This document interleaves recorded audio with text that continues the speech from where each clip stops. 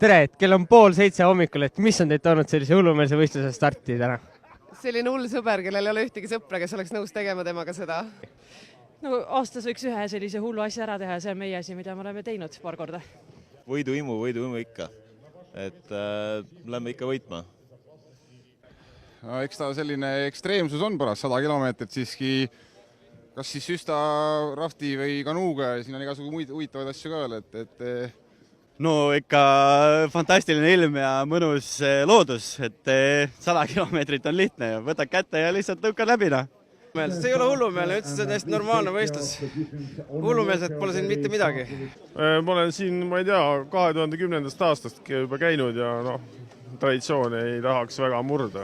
Huvi osaleda sellisel märkimisväärsel võistlusel ja panna enda võimeid proovile, nii nagu iga teine eestimaalane siin.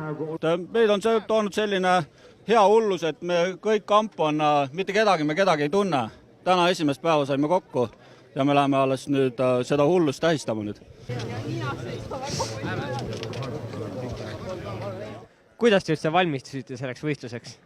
eks selleks on ikka trenni tehtud natukene, et kes rohkem, kes vähem. Me arvan, et mingisugune 2 kuud on vist praegu tehtud, et mingid jõusaali, ergomeetrit, vaimne valmistus on muidugi põhiline.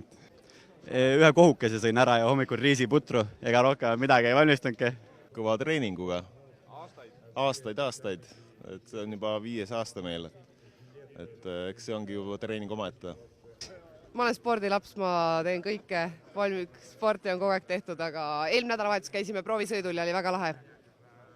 No, tegin paadi ise valmis ja katsetan ikkagi. Ühed eesmärgid on juba täidetud, aga nüüd on eesmärk läbida maraton ise tehtud paadiga. Magasin 4,5 tundi, söögid-joogid kokku ja mis siin ikka, kanuuga üksinda minna, siis sõltub kõik iseendast. Ega erilist ettevalmistust ei olnudki, et pigem selline aastaringne tervisesport ja võib-olla viimased nädalad oli natuke aktiivsem see tervisesport ja lähme vana rasva peal kulgema. Ma magama läksin mingi peale 2, et vähe und on see võti, et siis on nagu läheb tuimemaks, siis on parem olla. Jah, me igaüks individuaalselt läbi telefoni tegime kõne, et kuidas sõuda ja kuidas muid asju teha. Meestel on varustus kõik ilusti korras ja oleme hästi selleks ette valmistunud.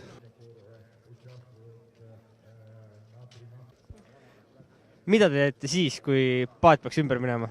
Siis tuleme paadist välja, paneme kuivad riided siis selga ja lähme uuesti paati. Varuriided on olemas, mis siin ikka täie pasaga edasi kiiremini ainult, et saaks kuivaks. Ujuda. Et ei planeeri, eelmine aasta ei käinud ümber, nii et see aasta ei planeeri ka. Et lõpuni välja ja ilusti ikka, rõõmsalt. Me kindlasti ei lähe ümber ja pole kunagi läinud. On see versioon ka läbi mõeldud, aga eks me püüame ta uuesti stabiilseks saada ja teenkonda jätkata. Et ega selle taha siis nagu võistlus seisma ei jää. Saaks keerame paadi õigesti ja valame vee välja ja sõidame edasi. Et kuivad riided on kaasas? Ei ole, aga ma olen mitu korda siin ümber käinud ja märgade riietega edasi pannud, ega mul ei ole aega riideid vahetada. Meil on plaan selline, et me ei tahaks nagu ümber minna, aga kui me läheme ümber, siis meil on 3 saateautot, kes ootavad meid kohe kuivade riietega, et meil on selle jaoks olemas, kõik on organiseeritud. Me sellise asja peale üldjuhul ei taha mõelda, et kuna see on kõige hullem stsenaarium, riided on meil iseenesest muidugi olemas, taga kõik valmis pandud, süst on meil valmis. Aga kui nüüd ümber läheb, siis tuleb kiiresti tegutseda. Meil on ilmselt plaan siiski igal viisil lõpetada, et mitmed komplektid riided kaasas ja kindel lõpp.